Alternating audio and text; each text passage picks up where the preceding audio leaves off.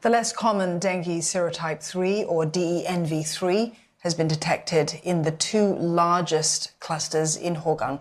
According to the National Environment Agency, Singapore hasn't seen an outbreak of this serotype in 30 years. And this means lower immunity among the population. There is increased concerns that the new serotype will cause a more severe disease outcome. Much less is known about dengue-3, so it's at least at this moment it's unclear how much spread of this dengue-3 will happen in Singapore.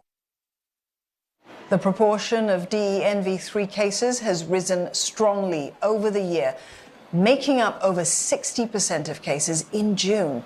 Latest figures show the cluster at Florence Road and Hougang Avenue 2 has 177 dengue cases in general, while there are 17 cases in a nearby cluster at Hougang Avenue 4. Island-wide, over 4,400 dengue cases have been reported so far this year. That's a fraction, though, of last year's record numbers. But weekly figures, they've been creeping up. NEA says that it's detected breeding habitats, mostly in homes. Aljunied-Hougang Town Council says that it conducts search and destroy operations daily at the ground level and twice a week along common corridors. It also does misting twice a week.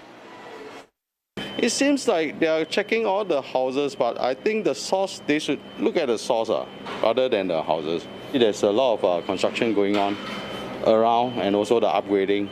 Then it was halfway done and all barricade.